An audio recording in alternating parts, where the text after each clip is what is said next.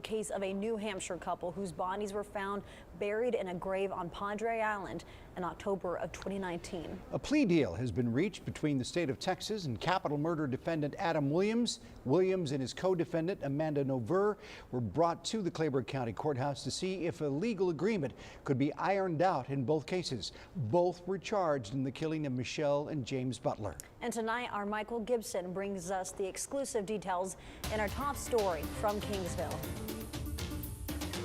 As you can see, there's a rather large law enforcement presence here outside the Claiborne County Courthouse. That's because of security concerns, and that concerns the capital murder case of Adam Williams and Amanda Nover. Both were brought into the courthouse today to talk about their case. Adam Williams was the first to arrive at the courthouse. There were armed officers everywhere: Kingsville Police, DPS, constables, and the Sheriff's Department, all working together to form this high security detail to make sure the two defendants got into and out of the courthouse safely. In any type of high profile case, we make sure that everybody's going to be safe and officers. So in lieu of, let's say, we're not going to be caught off guard. Eventually, Amanda Nover, the co-defendant in the capital murder case, was brought over from the jail. She and Williams are accused of killing James and Michelle Butler back in October of 2019. Their bodies were discovered buried in the dunes on Padre Island. It's been over 2 years. District Attorney John Hubert then headed into the courthouse along with a case investigator, Texas Ranger Ed Groves. With a gag order in place, the district attorney couldn't say much about what was going on. The sheriff is in charge of security for the courthouse. Other than that, I can't comment on anything.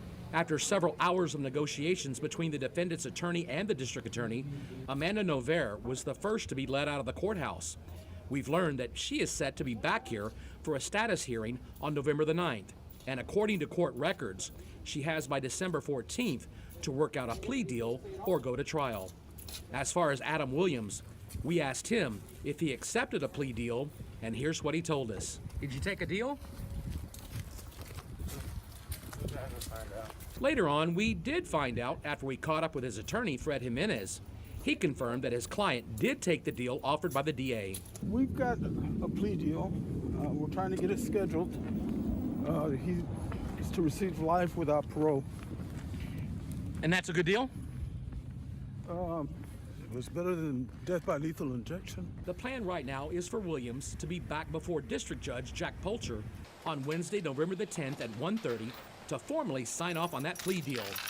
One that will have him spending the rest of his life in prison without the possibility of parole, instead of facing the death penalty for the murders of James and Michelle Butler.